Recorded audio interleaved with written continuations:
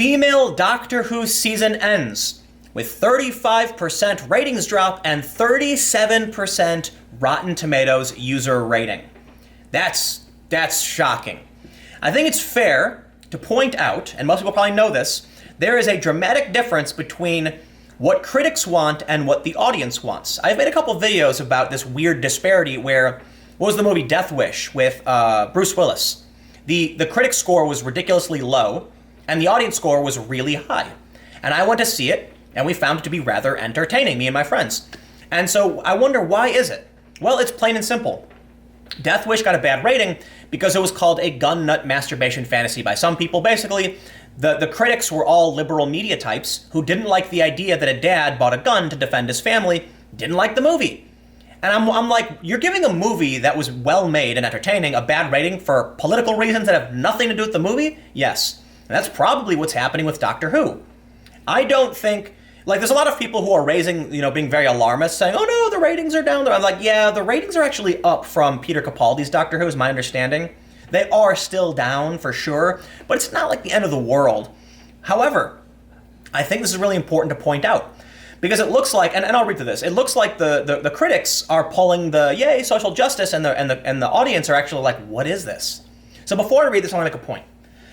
It would seem, based on the new episodes of Doctor Who, how they travel to these historical moments to talk about like marginalized communities, and it's very social justice-y, it would seem that Doctor Who, which used to be a sci-fi, fantasy adventure, has become more of a children's social justice kind of program, right? Look, I'm a huge fan of Static Shock. It was an amazing show that I think it's an amazing show, and I used to watch it all the time when I was little. I don't watch it today. Why? I'm 32 years old, and I don't need to watch children's shows to get to shape my morals. But I will say the show was fantastic. It was great when I was younger watching this, Virgil, his superheroes got electricity powers, so much fun, and he dealt with real issues, and I'm like, wow, that's great. Now I'm an adult. Now when I watch Doctor Who, I would like to see the Doctor fight off aliens and things of that nature. I haven't admittedly watched a whole lot of Doctor Who recently, but I binged a ton of it. And I've seen a whole bunch of the newer episodes from this decade, not the really old stuff. And so you had really fun episodes that kind of addressed something very similar to what Star Trek: The Next Generation did. Okay, so I'll add this too. I've seen basically every episode of Star Trek, probably 8 times each. And some days I'll just turn it back on and watch, TNG just to binge through it because it's such an amazing show for a variety of reasons. Why I like Star Trek: The Next Generation is because it deals with, often, the philosophical consequences of technological advancement. They meet various cultures. They experience cultures that develop different ways. Like this one episode where they went to a planet where the women were bigger than the men and the women were in charge and treated men like they were lesser. They explored these ideas. They explored the ideas of what it means to be an artificial life form when they put Data is effectively on trial to determine whether or not he's sentient and has his own rights. And it's absolutely brilliant. There's some really, really great quotes. There's a famous clip where Captain Picard says, when the first link is forged, we become chained irrevocably. I'm ruining the quote, but if you're familiar with it, basically he says, when one person is silenced, censored, or otherwise, it chains us all irrevocably. Something like that. There are these very amazing moral moments within Star Trek, but they still had it be this amazing, the show is almost a question about what could happen in these circumstances. What Doctor Who is doing is, it feels like to an extent they want to have that, but Doctor Who was doing that before. Now it seems like the show, for the most part, has become preachy, ideologically driven, which acts more like a children's show and not a show for adults that addresses real and serious issues. I want to see somebody fight aliens who have some kind of weird superpower that affects them in a certain way, not go back to the historical moments like Rosa Parks and talk about what happened on the bus. And let's be real, BBC putting these shows together, they don't really get American culture. I understand the UK and the US are very, very similar, but they're still dramatically different. And this criticism was also raised for J.K. Rowling's Fantastic Beasts series, because they said, look, if you want to write about Hogwarts and the UK, you can do that because you understand that culture. Writing about America didn't really make sense. Case in point, the American Magical Committee, or whatever the hell it's called in Fantastic Beasts, has a female black president. Because J.K. Rowling was like, look how progressive the magic folk were compared to the rest of, the rest of America, which weren't. And then omitting the fact that in Fantastic Beasts, magic people can't actually marry non-magic people, which is a bit backwards. But more importantly, magic people in Harry Potter have slaves. The house elves, literally slaves. So no, J.K. Rowling, you did not create a progressive anything. And it seems like what Fantastic Beasts is trying to do is kind of retcon the universe, trying to appease this ideology. But back to the articles. I haven't actually read any of the article yet. This is what I feel like is happening with Doctor Who. It's unfortunate. Look, if you want to make a female Doctor Who, badass, awesome. I'm on board. Let's see what this is all about. But do justice to the character. It's not fair, in my opinion, that finally we're going to see a character who is not another white male. We're going to get a female character, but instead of giving her the adventures that are on par with the great writing of the past, you create these childlike educational program episodes which besmirch the name of the character and only serve to make diversity look bad. That's the problem. This Doctor Who deserves a real adventure with real adversity facing real consequences like all of the other Doctors did. Not some dumbed down children's show. Okay, but let's read it. The overnight numbers for Doctor Who season finale are in, and it wrapped up with a 35% drop compared to the season opener, managing just 5.32 million figure in the overnight ratings compared to the 8.2 million figure they hit during the season opener. I would also like to point out that's actually really, really normal. Premieres are always high, and then a lot of people say, yeah, I'm over it, and they move on. What's important is how it stacks up to the previous.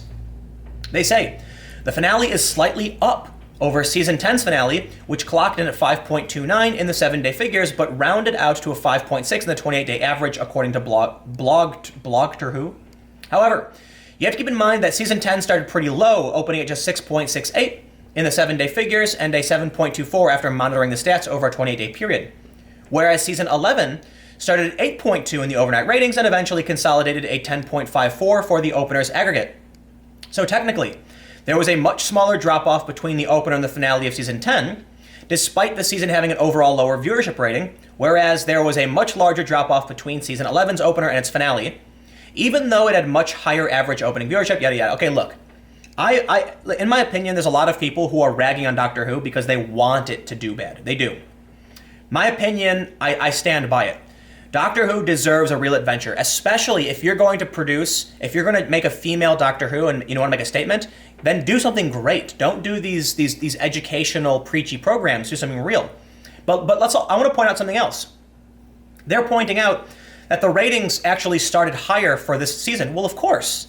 Doctor Who did something big. They changed Doctor Who to a woman. That's something new and exciting. A lot of people are going to want to check out. And thus, you will likely see a bigger drop-off. There are a lot of people who aren't fans of Doctor Who heard about this and said, ooh, I'm going to check it out. Watched it and said, wow, I just don't like Doctor Who, and then left. So there is a pretty big drop-off.